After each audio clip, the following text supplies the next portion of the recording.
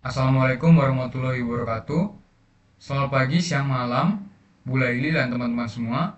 Perkenalkan, nama saya Jonathan Felix Setiawan dengan NIM 2106012413070 dari kelas Desain Sistem Mikroprosesor B. Pada video kali ini, saya akan menjelaskan rangkaian CPU 8 bit di Logisim ini, dan saya akan membahas struktur dasar, fungsi tiap bagian, alur perpindahan data, dan di akhir saya juga akan mencoba untuk melakukan simulasi cara kerjanya. Jadi rangkaian ini tuh merupakan CPU sederhana berbasis 8 bit. Jadi secara konsep, desain ini tuh mengacu pada arsitektur von Neumann, di mana terdapat unit pemrosesan, register memori, serta bus yang saling terhubung. CPU itu dikembangkan secara bertahap, mulai dari ALU atau Arithmetic Logic Unit, datapad, hingga control unit. Jadi komponen utama yang akan dibahas pada video kali ini tuh meliputi yang pertama ada clock ya di sini. Kemudian ada GPR, ada IR, ada juga PC, ada juga control unit, MAR, ALU, dan juga RAM. Jadi secara garis besar saya akan berusaha untuk menjelaskan masing-masing komponen gitu ya. Jadi yang pertama itu ada clock. Clock itu akan menghasilkan sinyal waktu yang kemudian control unit itu akan membaca sinyal tersebut sekaligus opcode dari instruksi. Nah, berdasarkan kombinasi itu, control unit itu akan mengaktifkan berbagai sinyal kontrol seperti read, write, dan load register. Atau juga enable output ALU. Setelah itu, data akan mengalir melalui bus masuk ke register tertentu, diproses di ALU, dan jika diperlukan, hasilnya dikirim kembali ke bus atau ke memori. Secara sederhana tuh, sistem ini tuh bekerja dengan urutan clock itu yang akan mengatur timing, control unit yang akan menentukan aksi, dan datapad yang akan mengeksekusi prosesnya. Kemudian saya juga akan melakukan penjelasan terhadap blok clock lagi ya. Jadi clock di sini tuh tidak hanya menghasilkan satu sinyal ya, tapi beberapa fase timing. Nih ada T, T2, T1, T0, B1, B2. Artinya satu instruksi tidak langsung selesai dalam satu siklus, tetapi melalui beberapa langkah kecil. Nah, di dalam blok ini juga terdapat pemilihan sumber clock, enable, reset, serta rangkaian sequencer yang menghasilkan fase-fase tersebut. Bisa coba kita lihat nih di dalamnya. Fungsi clock itu tidak hanya memberi ritme, tetapi juga membagi proses kerja CPU menjadi beberapa tahap. Jadi dari T0 sampai W2 ini digunakan oleh control unit untuk menentukan kapan memori dibaca, kapan register diisi, kapan ALU bekerja, dan juga kapan hasil akan dipindahkan. Kemudian selanjutnya saya akan menjelaskan tentang blok GPR. Jadi GPR itu singkatan dari General Purpose Register. Dan di dalamnya itu terdapat dua register utama, yaitu register A dan juga register B. Isi dari kedua register ini tuh akan dikirim ke ALU melalui jalur masing-masing ya. LA untuk register A dan LB untuk register B. GPR ini akan menyimpan data sementara yang akan diproses. Umumnya register A itu digunakan sebagai operan utama dan register B itu akan digunakan sebagai operan kedua. Bisa dikatakan bahwa GPR ini merupakan tempat penyimpanan sementara sebelum data ini bakalan diolah gitu. Kemudian selanjutnya saya akan menjelaskan tentang blok ALU atau Arithmetic Logic Unit.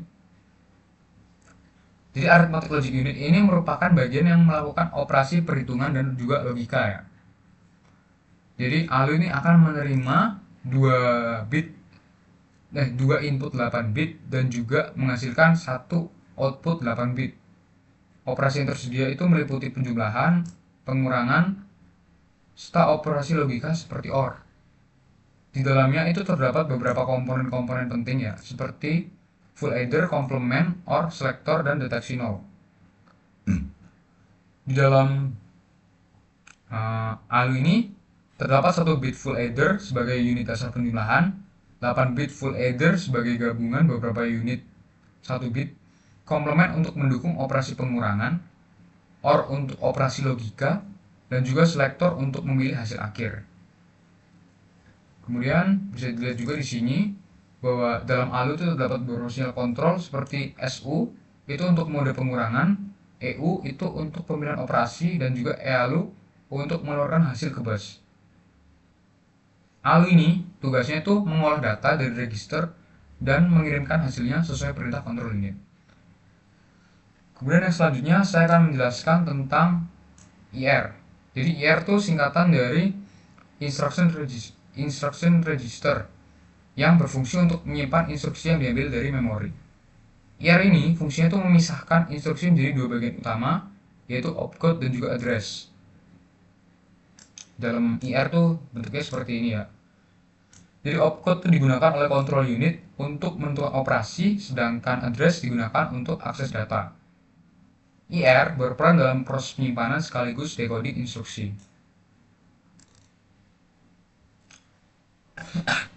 Selanjutnya saya akan menjelaskan tentang blok PC. Jadi blok PC di sini, PC itu singkatan dari program counter ya. Fungsinya tuh menyimpan alamat, instruksi yang dijalankan atau yang akan dijalankan berikutnya.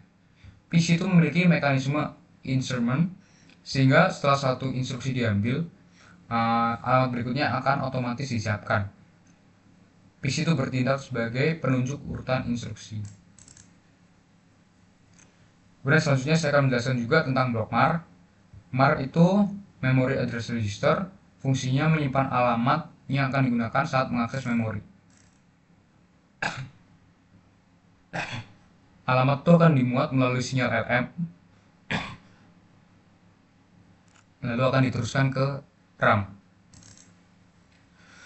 Fungsi MAR itu sebagai penampung alamat yang sebelum digunakan oleh memori.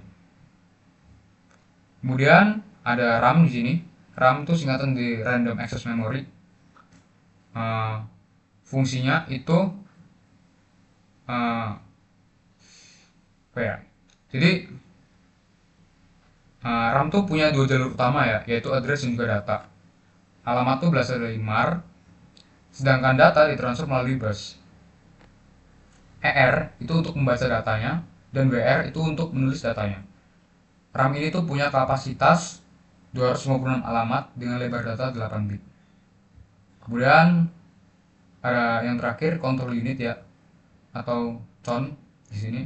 Itu merupakan bagian yang mengatur seluruh aktivitas CPU. Inputnya itu berasal dari sinyal timing clock dan opcode dari IR, sedangkan outputnya berupa sinyal kontrol seperti ER, WR, LA, LB, EA, EALU, dan lainnya. Control unit ini akan menentukan aksi apa yang dilakukan pada setiap tahap. Nah, setelah saya selesai menjelaskan dari masing-masing komponen tiap blok, saya juga akan menjelaskan alur kerja CPU-nya ya. Jadi proses kerja CPU ini dapat dibagi menjadi beberapa tahap utama, yaitu fetch, decode, operand access, dan juga execute. Kalau dilihat secara keseluruhan nih, CPU ini bekerja secara bertahap dan berulang dalam sebuah siklus instruksi.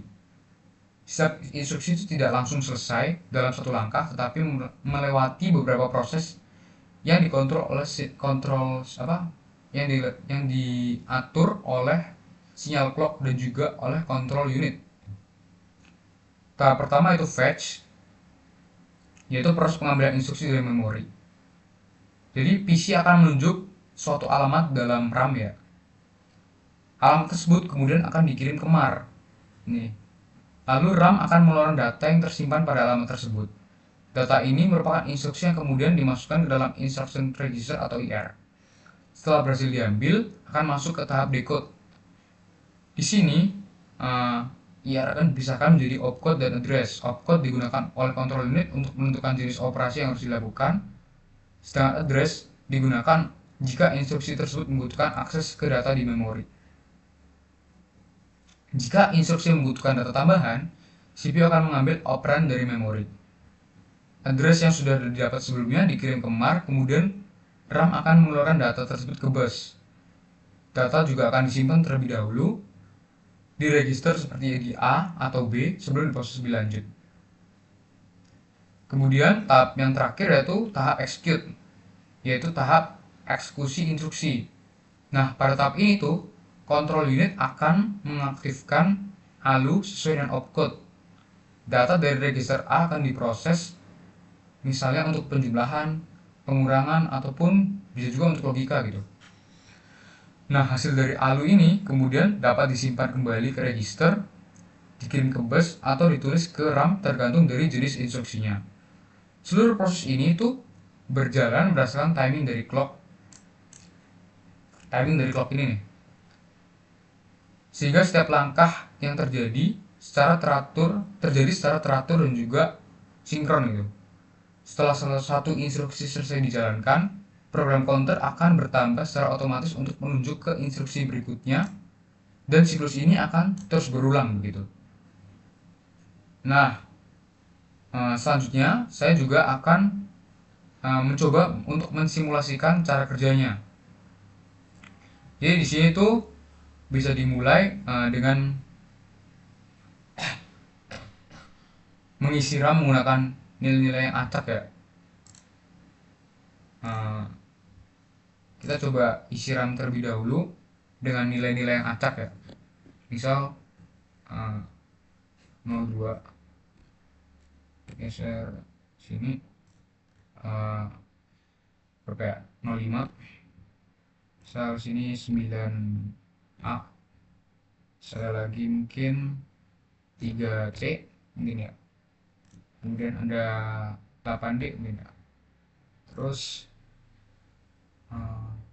03 mungkin ya, 03, 8F, 2 berapa ya, 2E. Nah, jadi ini tuh random aja. Saya tuh bakal coba isi RAM ini random atau acak ya. Kemudian setiap kombinasi yang saya masukkan ke dalam RAM ini tuh sebenarnya bakalan merepresentasikan instruksi tertentu gitu. Jadi instruksi-instruksi yang di sini itu bisa bermacam-macam. Misalnya perintah membaca dari RAM, mengaktifkan ALU untuk melakukan operasi aritmatika atau logika, hingga menulis kembali hasilnya ke RAM. Jadi RAM ini berperan sebagai program yang dijalankan oleh CPU. RAM ini tadi kan seperti yang udah saya bilang, dalamnya itu terdapat 256 alamat. Dengan setiap alamat bisa menyimpan data sebesar 8 bit. Dan ini tuh direpresentasikan dalam bentuk heksadesimal ya. Jadi saya tuh ngisi bilangan-bilangan tadi tuh dalam bentuk heksadesimal seperti 02, 9F gitu ya.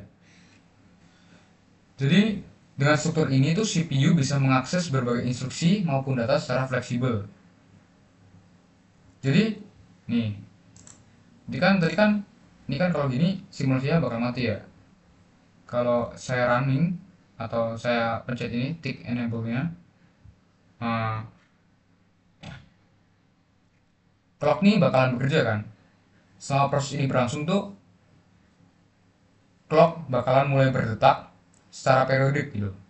Setiap detakan clock ini akan mengeksekusi satu langkah proses dalam CPU, mulai dari mengambil instruksi dari RAM,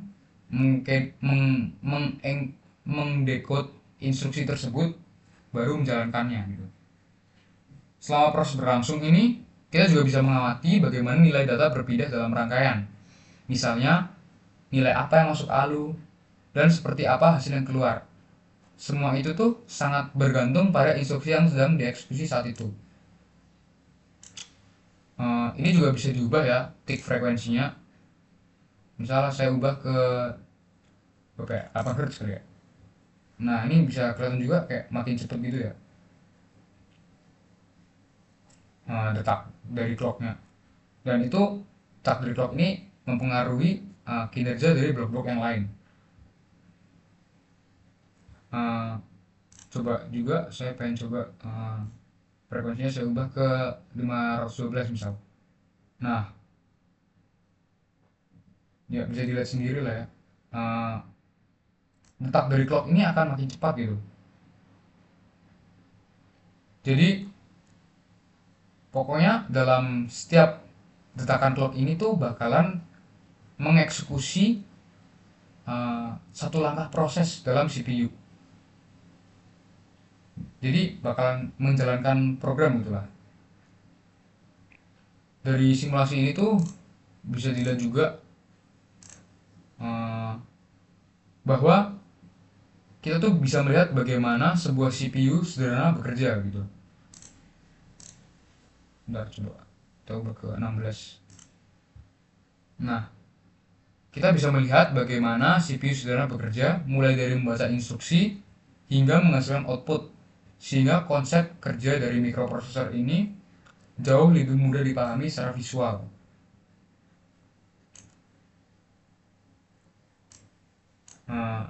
Mungkin sekian simulasi yang saya lakukan, dan juga sekian pula penjelasan dari saya. Kurang lebihnya mohon maaf apabila ada kesalahan kata ataupun penjelasan yang masih salah, mungkin terdapat kesalahan dalam penjelasan saya. Mohon maaf. Sekian penjelasan dari saya. Terima kasih telah menonton video saya.